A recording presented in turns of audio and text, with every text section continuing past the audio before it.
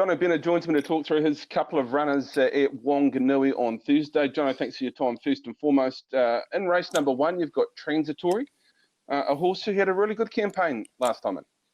Yeah, it looks sweet. She's got some good race form, obviously.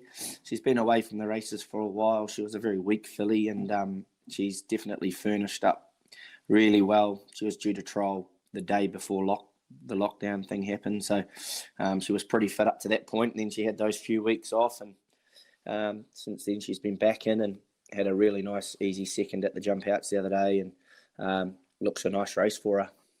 Okay, she's got a good draw, and she's an on-speed horse first race at Whanganui. It makes sense that we're right in the running early.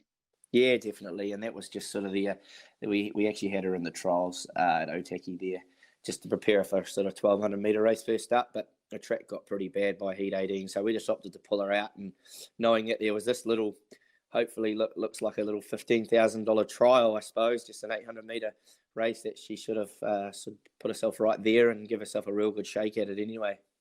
Okay, you've got a slight gear change here. You put the tongue control bit on just to get a little bit more control.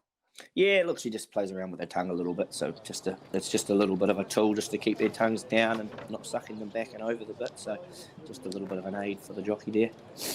Okay, I saw the jump out at Levin. It certainly suggests that the horses come up very, very nicely. Yeah, look, it was soft.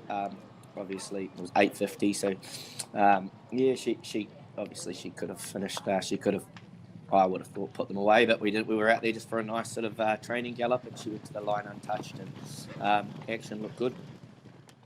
Okay, you got to wait till the last. So the first and the last is always a long day, but you've got a Crowning Star in the last. What can you tell us about Crowning Star?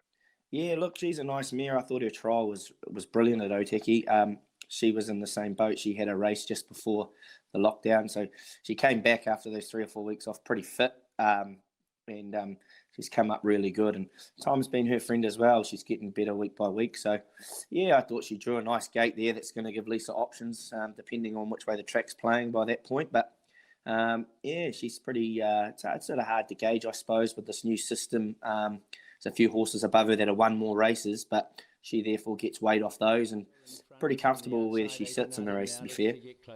Okay, she was unextended at Otaki, being there at the trials. So, look, Lisa hardly moved on the mare. Yeah, look, yeah, she was soft. She won soft, and she really shows a liking for these slow tracks. So, I think her time might have been the quickest as well. So, yeah, we're pretty hopeful with the pair of them tomorrow. Obviously, sort of good to get back to the races and sort of get the juices flowing again. But we hope they both run pretty well and go pretty close. Okay, the track's going to be a little bit better than probably we expected with the weather earlier on over the last 10 days or so. But you're in race number 11. There's no heavy track form, but look, on the basis of that trial at Otaki, where it rained during the day, there'd be no real problems if the track gets that little bit tougher. Yeah, no, she cops it. She's a big mare, but she just seems to have a real good liking for off track. So, yeah, anything from a 7 out is good for her. Okay, I want to talk about a few other runners that I've seen around the tracks, because it looks as though, probably first before we talk about them, you just managed to keep the team ticking over through sort of COVID being based at the track. They look as though they quite forward the team.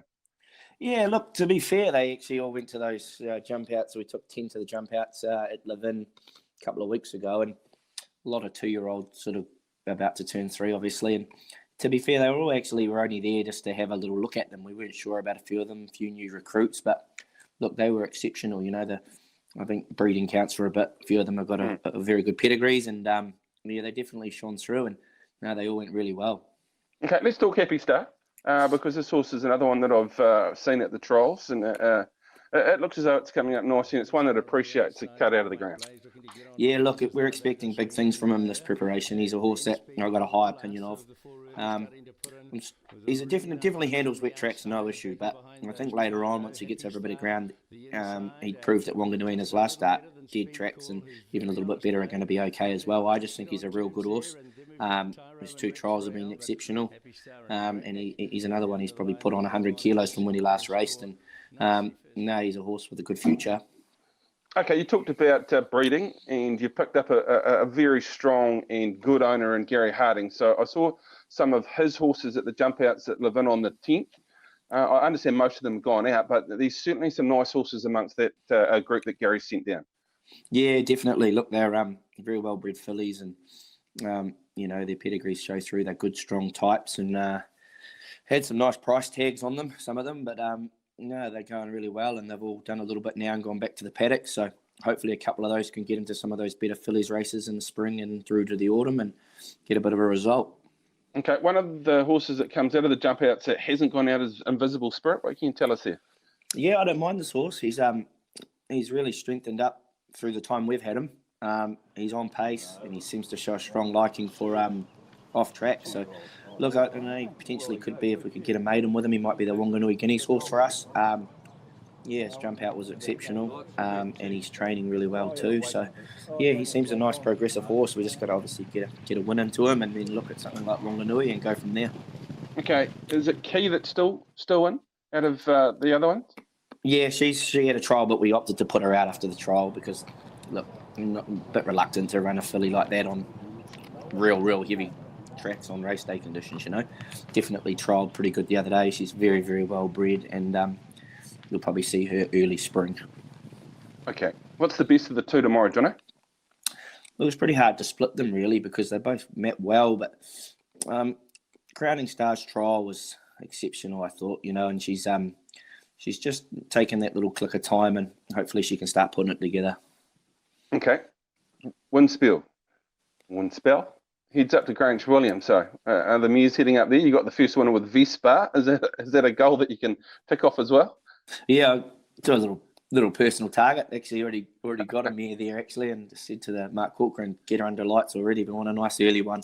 But look, it's good to see him get a gig at stud. It wasn't easy, and I don't think it's easy anywhere with breeding at the moment, just the way racing is and the way things are. But he's definitely a horse that deserved to crack at stud. He's a little war horse and beautiful conformation, and he's just so tough. So hopefully he can get some mares and get us a few opportunities and make his own luck again.